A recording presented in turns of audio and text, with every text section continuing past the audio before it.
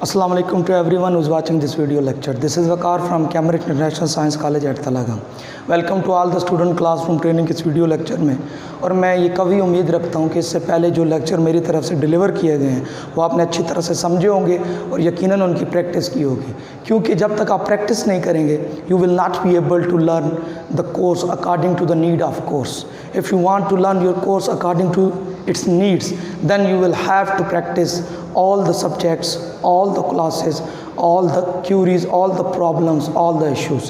It's very beneficial for you and for your future and for your upcoming year. तो student, हम बात कर रहे थे प्रेजेंट इंडेफिनेट के एक्टिव वॉइस पे. मैं बिल्कुल स्लोली स्टेप बाय स्टेप चल रहा हूँ ताकि आपको किसी किस्म की कोई प्रॉब्लम ना आए. हम इससे पहले पढ़ चुके हैं कि आइडेंटिटी क्या है, कि प्रेजेंट इंडेफिनेट की पहचान क्या है. जस्ट ता है ती तक बात ख़त्म नहीं होती, उसके साथ हमें कुछ और भी पढ़ना पड़ता है कि कंपल्शन नहीं होनी चाहिए, कोई किसी किस्म की मजबूरी नहीं होनी चाहिए. उसके अंदर हमने ये भी पढ़ा कि उसके साथ मेन वर्ब का होना भी ज़रूरी है. फिर हमने पढ़ा कि कैसे जुमला बनाया जाता है, what is the main structure of the sentence, how we can make the sentence according to its correct structure. हम उसके सही ढांचे से सही कैसे उसको हम बना सकते हैं. तो मैंने बताया था कि जब सब्जेक्ट सिंगुलर हो, when there is only one person who is performing an action, जब एक बंदा कोई काम कर रहा हो तो फिर हम क्या करेंगे, हम सबसे पहले लाएंगे सब्जेक्ट जो कि एक सीक्वेंस है SVO, subject verb and object. सबसे पहले आएगा सब्जेक्ट, फिर आएगा वर्ब, और वर्ब की फर्स्ट फॉर्म के साथ dear student we will have to make an addition of S और ES. हमें S या ES का उसके साथ क्या करना पड़ेगा, इजाफा करना पड़ेगा. और मैंने आपको ये भी बताया था कि कहाँ पे S और कहाँ पे ES. अगर वर्ब के एंड पे यानी फेल के आखिर पे O आ जाए, X आ जाए, CH आ जाए, SH आ जाए, तो इनके साथ आप क्या करेंगे, आप ES का इजाफा करेंगे. और बाकी जितने भी वर्ब हैं उनके एंड पे जो कुछ भी आता है आपने क्या करना है, जस्ट S का इजाफा करना है. ये उस सूरत में है जबकि क्या हो, आपका सब्जेक्ट सिंगुलर हो. सिंगुलर का मतलब व्हाट इट मीन्स कि जब एंड पे ता है आ रहा है, एंड पे ता है आ रहा है. आज हम बात करने जा रहे हैं प्लूरल सब्जेक्ट पे, कि जब सब्जेक्ट क्या हो, प्लूरल हो. डिटेल से हम पढ़ने जा रहे हैं. सिर्फ एक जुमला लेने लगा क्योंकि कल इस पे मैंने थोड़ी सी बात की थी, और इसका क्या है, ता है. मिसाल के तौर पे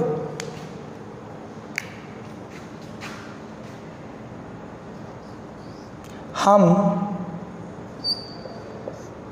बाजार जाते हैं. सबसे पहले आपने देखना है इसमें काम क्या हो रहा है, तो ये जाते यानी जाना काम है, तो ये क्या हो गया, वर्ब. अब मैंने आपके टेक्निक या टैक्टिक्स बताई थी, क्या वर्ब के साथ ज़रा कौन लगाएं, कौन है जाने वाला, तो हम, तो बाज़ार क्या बन गया, सब्जेक्ट.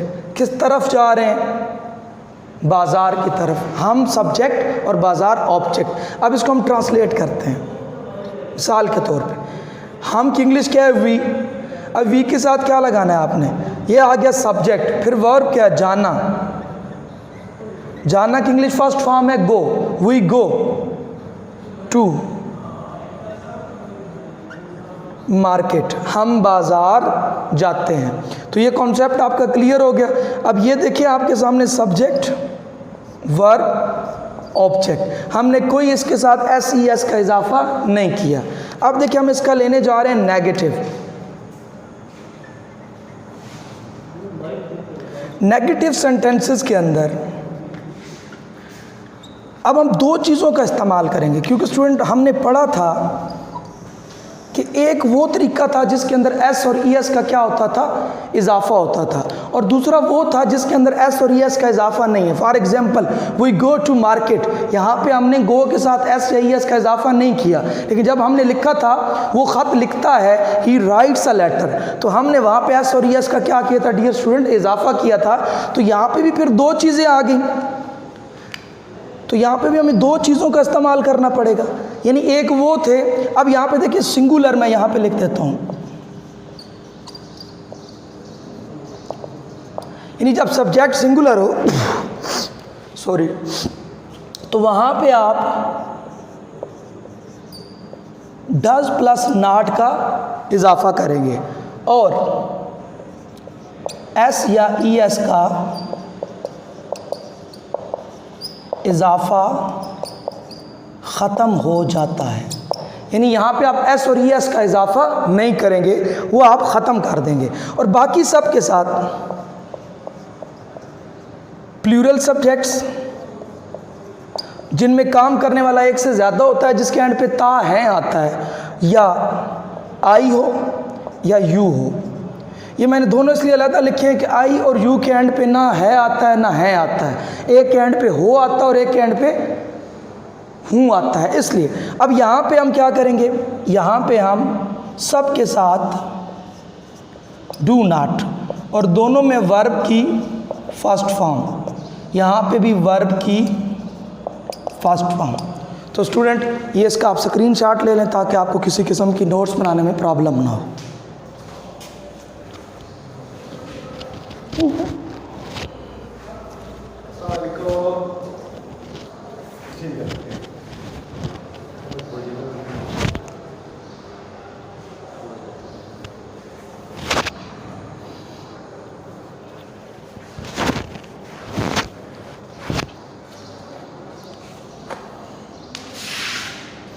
जी डियर स्टूडेंट, ले लिया आपने स्क्रीनशॉट। तो स्टूडेंट यहाँ पे देखिए हमने दो चीज़ों के बारे में बात की है।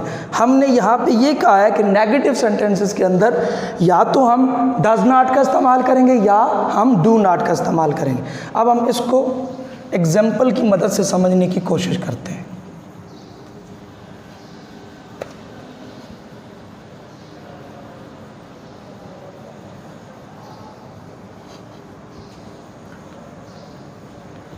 आपने लेक्चर को अच्छी तरह से देखना है, स्किप नहीं करना ताकि आपको ये चीज़ बहुत अच्छी तरह से समझ आए, क्योंकि ये इंतहाई इंपॉर्टेंट टेंस है। अगर आप देखें तो ये पहला टेंस और थोड़ा मुश्किल है एज़ कम्पेयर टू जो आगे आने वाले उनकी निस्बत ये थोड़ा इसका ट्रिकी है, थोड़ा मुश्किल है। मिसाल के तौर पे यहाँ पे मैं एग्जांपल देता हूँ।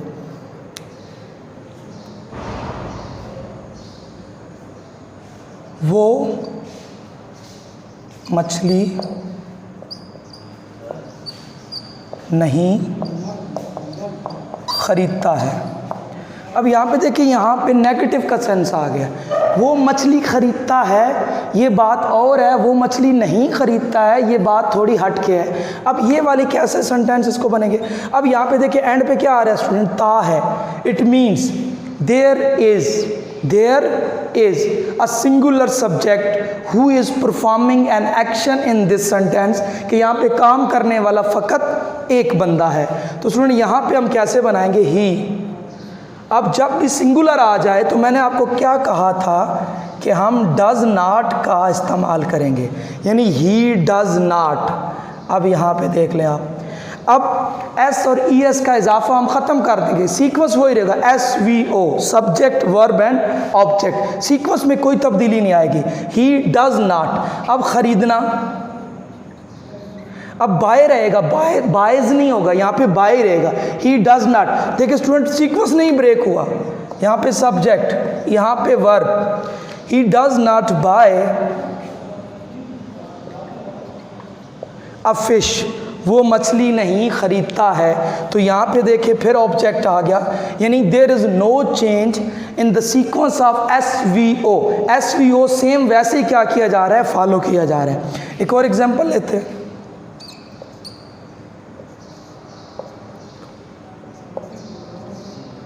तुम आम नहीं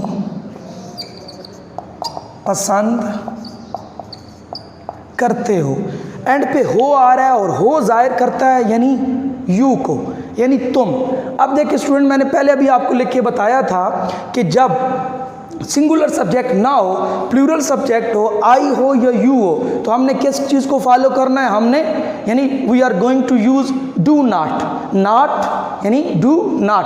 हम यहाँ पे डज नॉट इस्तेमाल नहीं करेंगे, बल्कि हम क्या करेंगे, डू नॉट का इस्तेमाल करेंगे। तो सीक्वेंस वही रहेगा, सब्जेक्ट यू, तो यू के साथ क्या आ गया, ये डू नॉट को आप डोंट के नाम से भी जानते हैं। इंग्लिश लैंग्वेज के अंदर इसकी जो कंट्रक्शन है वो क्या है, डू नॉट को हम डोंट भी कहते हैं। You do not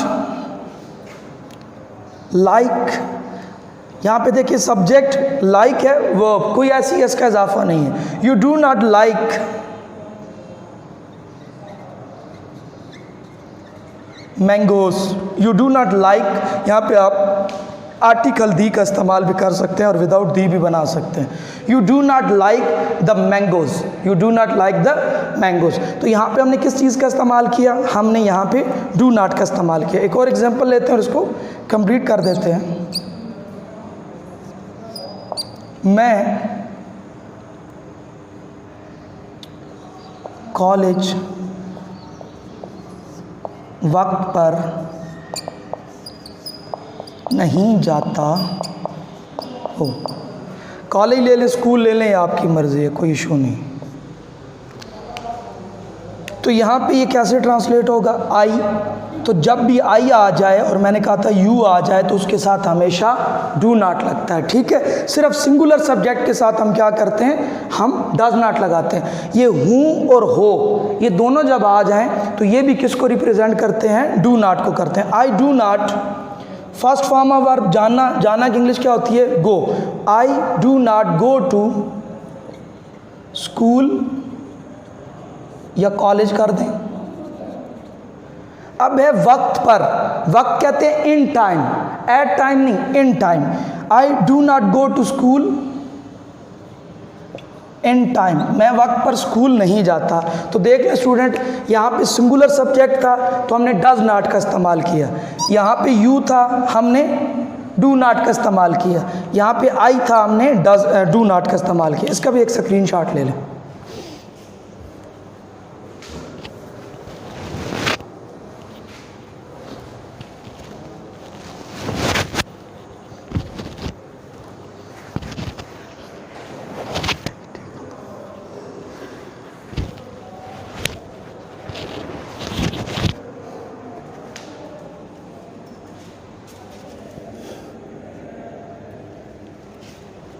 ji student, ले लिया स्क्रीनशॉट आपने? जी, हम नेक्स्ट पढ़ते हैं। अभी हमने यहाँ नेगेटिव सेंटेंसेस तक पढ़ा है। अब नेक्स्ट हमारा है, जैसे अक्सर आप गलत प्रोनाउंस करते हैं, आप अक्सर कहते हैं इंटेरोगेटिव। ये इंटेरोगेटिव सेंटेंसेस नहीं होते, बल्कि हम इन्हें इंग्लिश लैंग्वेज के अंदर इनकी जो राइट प्रोनाउंसिएशन है वो है इंट्रागेटिव। इंट्रागेटिव सेंटेंसेस, जिसे हम उर्दू के अंदर कहते हैं सवालिया फ़िक्रात। ये एक आप उर्दू में गलत कहते हैं मनफी फ़िक्रात, मनफी माइनस होता है, नफ़ी फ़िक्रात होते हैं, बात की नफ़ी की जाती है, वो भी बुक्स के अंदर गलत लिखा होता है। और यहाँ पे आप इंग्लिश में गलत कहते हो, इंटेरोगेटिव क्या देते हो स्टूडेंट, तो ये इंटेरोगेटिव नहीं होता बल्कि इंट्रागेटिव होता है। अब इसके अंदर क्या होता है, कोई भी इंट्रागेटिव है, whether we are talking about modal verb, whether we are talking about simple sentences, tenses, कोई भी इंट्रागेटिव है, उसका एक रूल होता है कि हमेशा हेल्पिंग वर्ब या वर्ड, जुमले में या हेल्पिंग वर्ब होता है या हेल्पिंग वर्ड होता है। ये do, does, did, has, have, had, can, could, might, may, ये सारे हेल्पिंग वर्ड्स हैं। और is, are, am, was, were, total 5, ये क्या है, हेल्पिंग वर्ब्स हैं। तो हमेशा हेल्पिंग वर्ड या हेल्पिंग वर्ब को उठा के सब्जेक्ट से पहले लाना है। डियर स्टूडेंट, क्या करना है कि आपने यहाँ पे लिखना है सब्जेक्ट प्लस, इसके अंदर हमने हेल्पिंग वर्ब कौन सा इस्तेमाल किया, वर्ड, डज और डू, यानी सब्जेक्ट इसको उठाना है आपने और इसको आपने पहले ले आना है, डज, डू, और बाकी चीज़ें बाद में लिखनी है। यानी सब्जेक्ट से क्या करना है आपने, पहले क्या लिख देना है, डज और डू, इसको आपने उठा के सब्जेक्ट से पहले ले आना है। स्टूडेंट, अब हम बनाते हैं एक जुमला। इसका मैं पहले ना एक आपको बता दूं कि ये आपने माइंड के अंदर रखना है कि अब आपको पता नहीं होगा, आपके सामने जुमला पॉजिटिव होगा, अफर्मेटिव होगा, लेकिन आपको डायरेक्ट क्या बनाना पड़ गया, इंट्रागेटिव। अब उसमें जो उसका फॉर्मेटिव था उसमें तो ये था ही नहीं, ना डू ना डज था। तो माइंड के अंदर रखना है कि जो आई और यू और प्लूरल है उनमें क्या आता था, डू, और सिंगुलर में क्या आता था, डज। वो बात माइंड के अंदर रखनी है। मिसाल के तौर पे यहाँ पे एक मैं जुमला लेता हूँ, क्या वो किताब पढ़ता है, सवालिया निशान। स्टूडेंट जब देखिए लफ्ज़ क्या आ गया और सवालिया निशान आ गया, it means that this sentence is indicating, किसको कर रहा है, इंट्रोगेटिव सेंटेंस। अब आपने सबसे पहले ये देखना है कि इसके अंदर सब्जेक्ट कौन सा है, ये वो है। अब वो कौन सा सब्जेक्ट है, एंड से पता चल जाएगा, ता है। जब एंड पे ता है आ गया, इट मीन ये वाला जो वो है ना, ये जमा वाला नहीं है, ये वाहिद वाला है, यानी ये वाला वो ही को रिप्रेजेंट कर रहा है। और जब भी सिंगुलर सब्जेक्ट हो तो हम नेगेटिव बनाते हुए डज का इस्तेमाल करते हैं, यानी हमें कौन सी चीज़ मिल गई, डज। और यहाँ पे हमने क्या लगाना है, डज को सब्जेक्ट से पहले। अब यहाँ पे क्या आ जाएगा, डज ही, बाकी सीक्वेंस वही रहेगा, सब्जेक्ट वर्ब और object. Does he read a book, end पे क्या आ गया, क्वेश्चन मार्क। ठीक है जी, does he read a book. अब एस और ई एस का इजाफा नहीं होगा। दो एग्जांपल और लेते हैं और फिर लेक्चर को हम कंक्लूड करते हैं। क्या हम परिंदे खरीदते हैं। अब स्टूडेंट यहाँ पे भी आपने गौर करना है, ये आ गया ते हैं, इसका मतलब यहाँ पे जो सब्जेक्ट है वो प्लूरल है, वो जमा का है, तो हम आ गया। और जब भी सब्जेक्ट प्लूरल या आई और वही हो, हम नेगेटिव में डू का इस्तेमाल करते हैं। तो यहाँ हमें सब्जेक्ट से पहले क्या लिखना पड़ेगा, डू। डू वी, यानी वही से पहले हमने डू लगा दिया। Do we buy the birds, and पे क्या आ गया, क्वेश्चन मार्क आ गया। तो यहाँ पे देखा आपने डू का इस्तेमाल सब्जेक्ट से पहले किया, ये भी सब्जेक्ट है, ये भी सब्जेक्ट है। यहाँ पे डज का इस्तेमाल सब्जेक्ट से पहले और यहाँ पे डू का इस्तेमाल सब्जेक्ट से पहले। लास्ट एग्जांपल है, क्या मैं कॉपी लिखता हूँ। अब सवालिया निशान आ गया, ये भी क्या है आपका, ये आपका इंट्रोगेटिव है। अब यहाँ पे देखिए मैं आ गया, आई के लिए आप नेगेटिव में क्या इस्तेमाल करते हैं, डू नॉट का इस्तेमाल करते हैं। तो यहाँ पे फिर आप क्या करोगे, डू सब्जेक्ट से पहले, do I right a notebook. तो यहाँ पे भी देखें, आई आपका सब्जेक्ट से, सॉरी डू आपका सब्जेक्ट से जो है वो पहले आ रहा है। डियर स्टूडेंट, मैं उम्मीद करता हूँ इस लेक्चर को आपने अच्छी तरह से समझा होगा और यकीनन इसकी अच्छी तरह से आप प्रैक्टिस करेंगे। अपना ख्याल रखिएगा, अपने घर वालों का ख्याल रखिएगा।